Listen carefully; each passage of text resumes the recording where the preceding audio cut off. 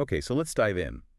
What we have in front of us is, well, it's a fascinating look at a really high-stakes analytical exercise. We're talking about the February 2025 California bar examination. That's right. And our sources aren't just the essay questions themselves, which are already incredibly dense. We also have what are called the selected answers. And these are answers from people who actually passed. Exactly. They were written under real exam pressure. So what you have are these high-level arguments crafted on a serious time crunch. And it's really important for you, the listener, to know that the bar examiners are very clear. These are not perfect or model answers. So our mission today is to treat them like competing expert reports. Right. We're going to compare answer A and answer B, see where they line up, but more importantly, where they take completely different paths to get to a high score. Think of it as a way to level up your own analysis.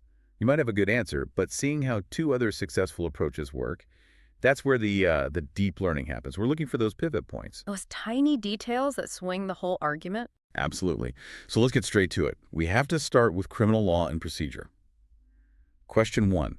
It's about a bank robbery suspect, a guy named Rob. The facts are quick. 15 minutes after a bank robbery, an officer, Otto, who's in uniform and armed, sees Rob just 2 blocks away. And he matches the description, and he's sitting next to a blue briefcase, which was also mentioned in the report. Exactly. So Officer Otto walks up and says, quote, "Stay right where you are." Okay, so right there, that's a detention. But the first big constitutional issue comes from what happens next. Otto asks him if he was the robber, and Wright just says, "Yes, it was me."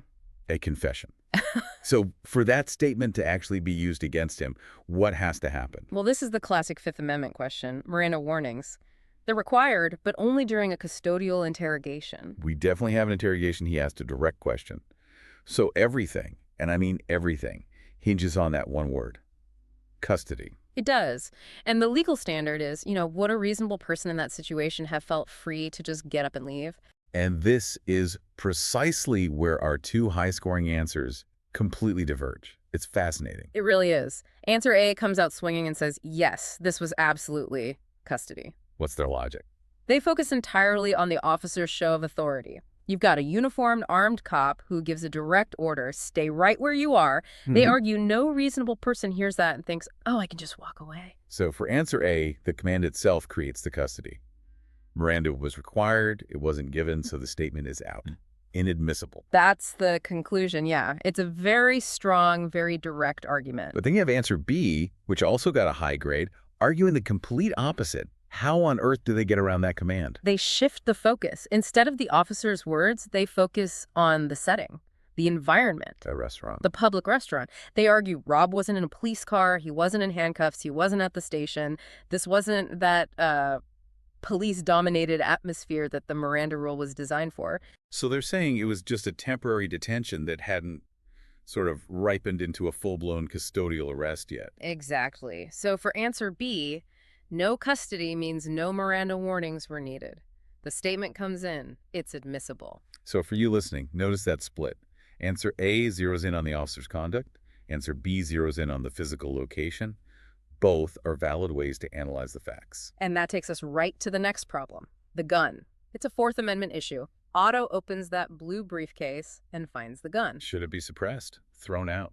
The prosecution is going to argue it's a search incident to lawful arrest, or CETA. It's a major exception to the warrant rule. Right. It lets police search a person and their immediate grabbing area, like a briefcase right next to them when they make a lawful arrest. Yes, but here's the tricky fact. The sequence. Otto opens the briefcase, finds the gun, and then tells Rob he's under arrest. Oh, so the search came before the announcement of the arrest. That feels like a problem. It's the entire basis for answer A's argument. They take a very strict procedural approach. The search has to be incident to the arrest. Since it happened before the arrest was formally announced, it wasn't. So for answer A, it's an illegal search, and the gun is fruit of the poisonous tree. It gets excluded. A very clean, timeline-based argument. But again, answer B finds a way to argue the opposite. How do they save the gun? Answer B says the formal announcement doesn't matter as much as the underlying justification.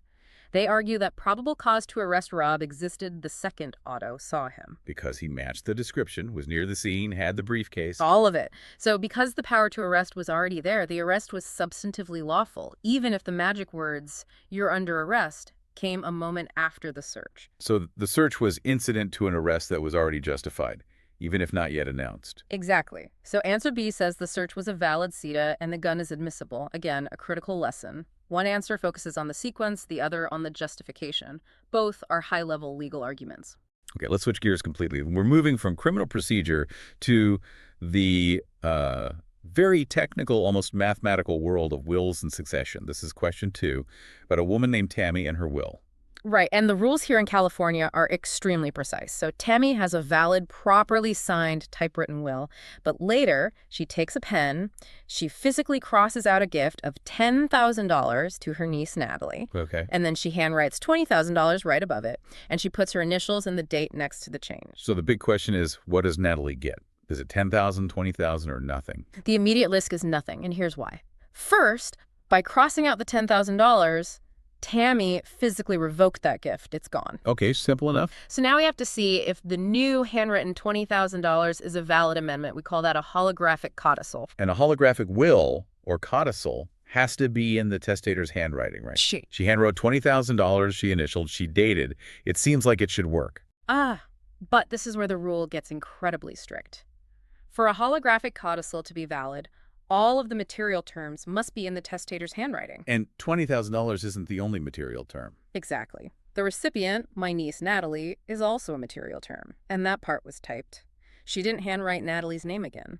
Wait, so just because she didn't rewrite the name, the entire $20,000 gift fails? That seems incredibly harsh. It is. It's a classic technicality. So now we're in a terrible spot.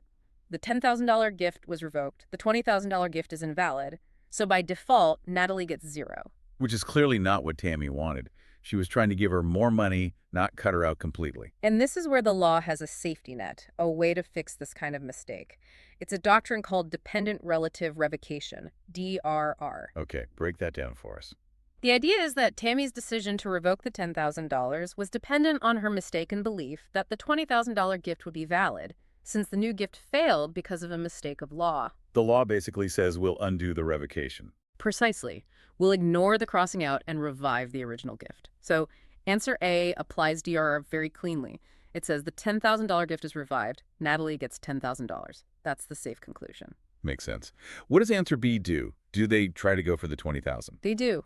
Answer B acknowledges that DRR is the likely outcome, securing the $10,000. But then it makes a riskier, more aggressive argument.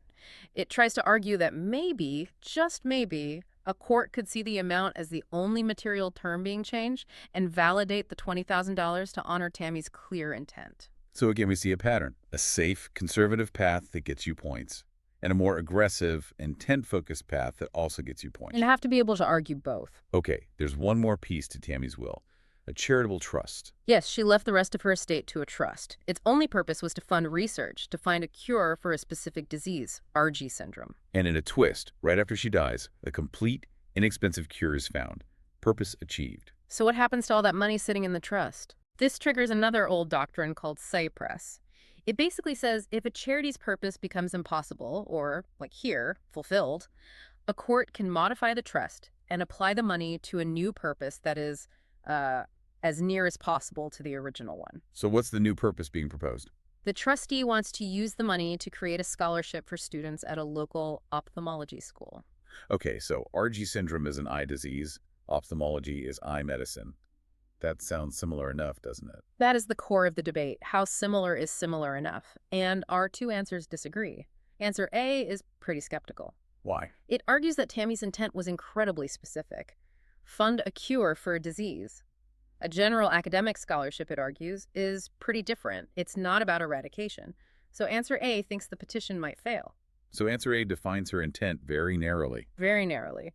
Meanwhile, answer B defines her intent broadly. It argues that the overall goal was furthering the care and treatment of those with eyesight problems. And a scholarship for future eye doctors fits right into that broader mission. That's the argument.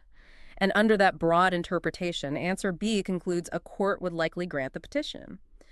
So the fate of millions of dollars really hinges on how you frame Tammy's original intent. Amazing. Now, before we wrap up, I want to touch on one more thing that you pointed out from the source material, question 5, on professional responsibility. Yes, it's such a stark contrast. We've been talking about these tiny, ambiguous details. This one is not ambiguous. It involves a divorce lawyer named Larry. And his client, Carla, He walks into an ethical minefield. First, he enters into a business partnership with Carla, his client, to open a flower shop. That's a huge red flag right A there. massive one. Then he drafts the partnership agreement himself. And here's the kicker. He advises her against getting her own independent lawyer to review the deal. He tells her, just, have her mother take a look. Wow. I mean, that violates pretty much every rule about loyalty in business transactions with clients. It does, under both the ABA and California rules. This isn't about interpreting a handwritten note or the timing of an arrest. This is about fundamental black and white ethical duties designed to protect a vulnerable client from being exploited by their lawyer. It's a great contrast because it shows that while some parts of the law are about navigating the gray areas, others are about respecting very bright, clear lines. And his integrity is the pivot point there, not some factual nuance. So bringing it all together, what's the biggest takeaway for you, the learner, from this deep dive? For me, it's seeing that in these complex problems, there often isn't one single right answer. We saw high-scoring answers reach opposite conclusions on custody, on the search, on the will. The key wasn't the final conclusion, but the quality of the analysis. It's about identifying that one tiny fact, the location of the detention, the timing of the search, the type name on the will, that your whole argument can swing on. Right.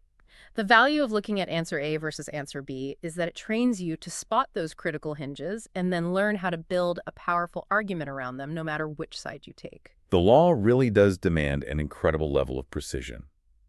And for our final thought, we can look back at Larry, the lawyer, from that last question. Absolutely. His failures weren't just bad judgment. They were a violation of the professional trust that holds the whole system together. The rules we've discussed today, whether they're constitutional or about wills or ethics, their power relies on the precision of those boundaries. And on the integrity of the people applying them. We hope this deep dive has been helpful in sharpening not just your analysis, but your appreciation for that power of precision.